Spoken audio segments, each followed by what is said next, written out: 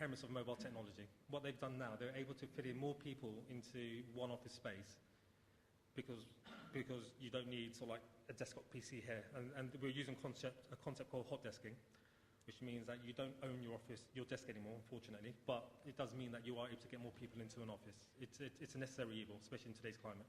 We have, like I said, we have 98 plus sites that we work out of. Most of the sites are rented. Now, with the help of mobile technology, we can now start closing down a lot of those sites and bringing people into sort of like less and less buildings. One thing I'd like to point out, actually, is one of the hidden benefits that we did realise from our project was the internet. People are using the internet a lot now with their clients as a tool to enhance patient care.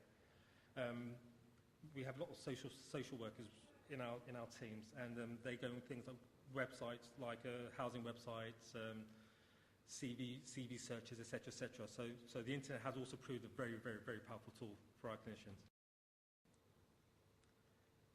Okay, next steps is, this is a bit outdated now. New improved technology. So we did another round of technology refresh, and we found a brand new set of technology which works a lot better than the old ones. Okay, we've completely rolled out 1,000 devices. That's now done, thank God.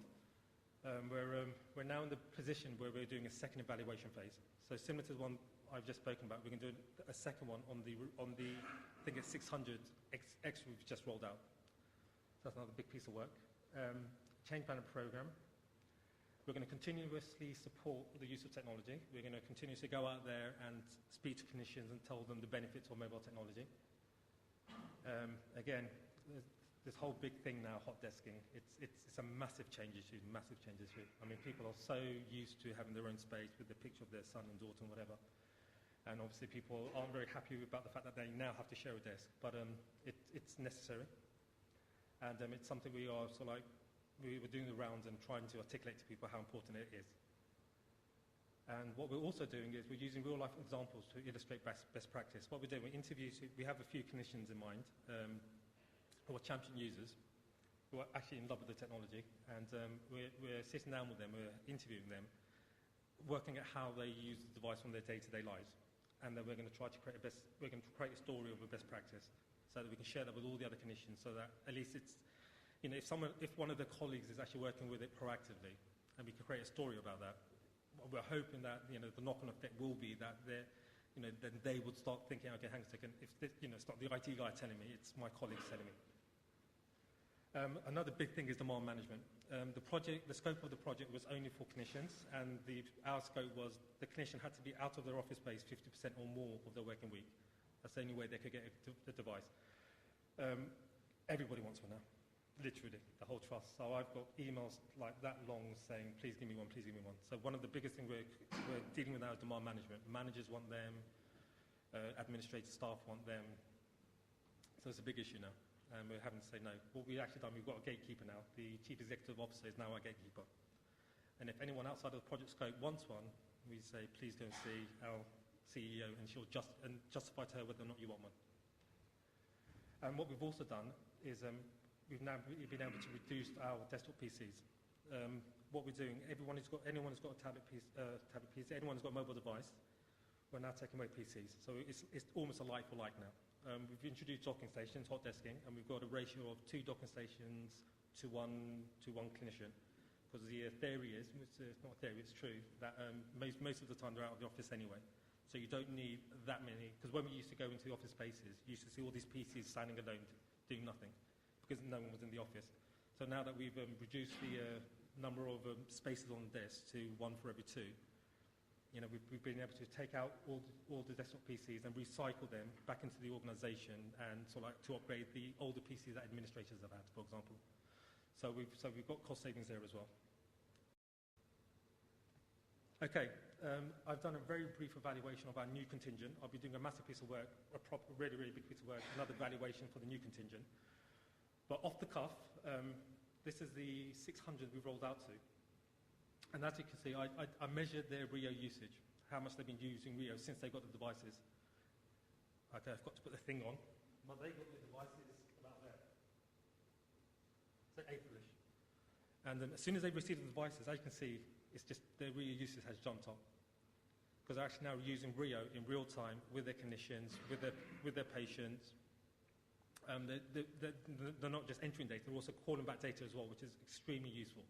As everyone knows, the loss of clinicians here, the ability to actually look at information, there and then with the client, it's a very, very powerful thing. So people are actually using it a hell of a lot more now, using Rio. And that's it. Questions?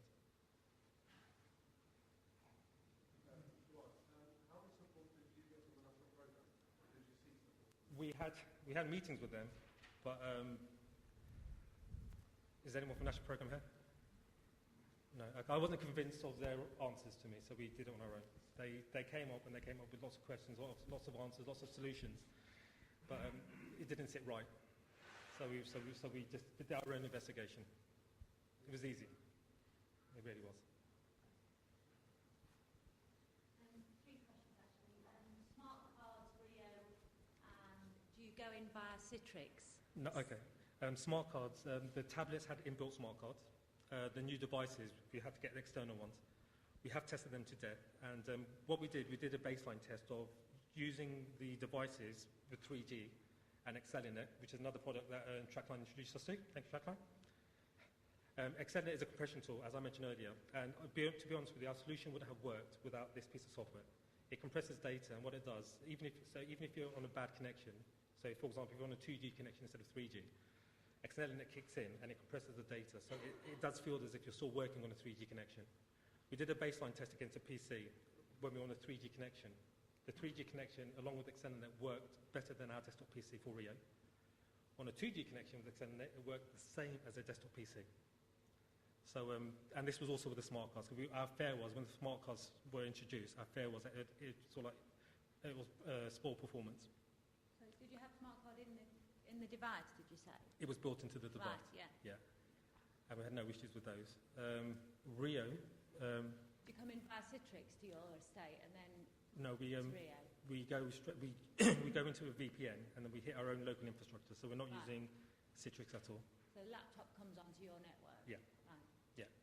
And we felt we had, with our trust, we have a very mature IT department, and a lot of the infrastructure was already in place for a lot of this. So we didn't have to do research on the infrastructure side of it, thankfully. So a lot of what we're doing now is what's already been there. And because our IT department is so savvy now with this type of technology, they're able to, because I understand things like Citrix has a lot more, it's a lot quicker potentially. But we've done tests again, and the way ours works, it does work as an equivalent speed. But we really fine-tuned it. Okay.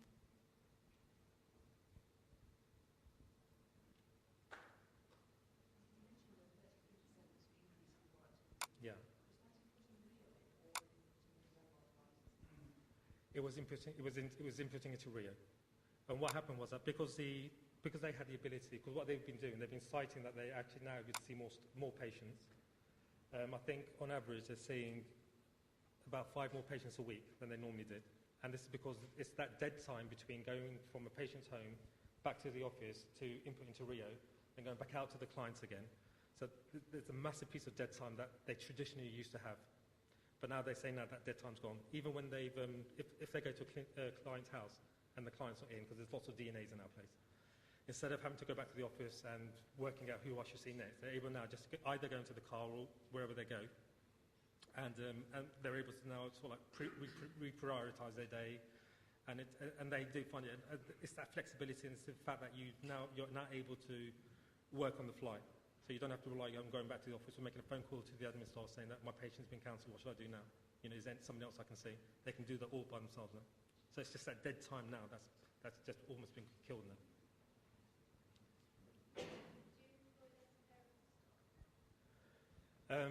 We haven't, although we can, but it's very political. We've proven that we can reduce staff. We've proven that. We're not going to probably, but the fact is we can. But it's because there's such a political, you can't say to somebody you're losing your job now. But we have proven, and the powers that be know that we can, as a result of mobile technology, reduce our staff. We haven't though, but we can. Whether or not we will, that's a very sensitive subject. But but we can. We've got the ability to now do that. Which is why we're really reducing our state's overhead, because it's better to reduce your states than it is to reduce your workforce. So it has given us the opportunity to cut our costs in this climate, because we now don't have to have as many buildings to house our staff. So there is that benefit. So we are able so far to keep our staff. Although I was told my job might be at risk. So, well, you know. So anyone who wants to give me a job? I'm joking. My job's safe, I think. Were there any issues with the amount of log-on screens there were for the user, like encryption, VPN? Initially, in our first tranche of the technology, there were about 4 steps they had to go through before they can get into Rio. In our new technology, there's only 1 step they need to do now. Well, it's 2 now that smart cards have turned up. But it was 1. All they need to do, and what we've done, we've configured the VPN. So you double-click on the VPN, it auto-dials the 3G card, and then they just put in the token number, the 4-digit PIN and their token number, and that's it, and they're in. And then they have to now put in the smart card. Well, that's not our fault. But it is literally, it's one click and you go.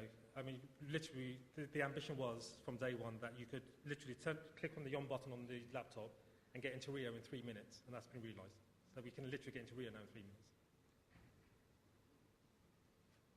Jawad, sorry, you're obviously aware of the current performance issues with the Rio. Yeah. I mean, with 3G coverage, how quick is it really? It is. It's just the same as a PC. If there is a Rio issue, speed issue in Rio, will have the same impact on the PC as it would on the mobile device. And again, these are things that are out of control, but the mobile device doesn't have a detrimental effect on Rio, even though we know that Rio is not the fastest thing in the world. So whatever happens on the PC with Rio, it will happen on the mobile device, because if there is a day that Rio is running slow, but if there's a day that Rio is not running slow, then it will run fast on the mobile device, as it will with the PC. But on the mobile device, if you've got a really good connection, it is quicker. And we've tested that to death. That's one thing we can say confidently. And it's because of extending it. Thank you, Tracline.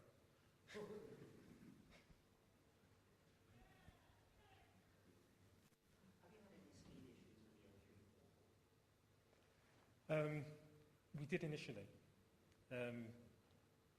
It's not the fastest beast in the world, but thankfully it's not a hindrance. People are still able to work effectively. It's not, because my fear was when the smart cards were introduced was that it would throw everything out the window.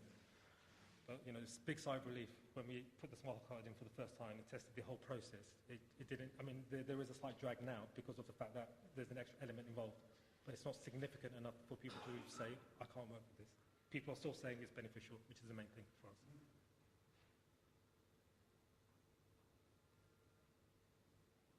Thank you.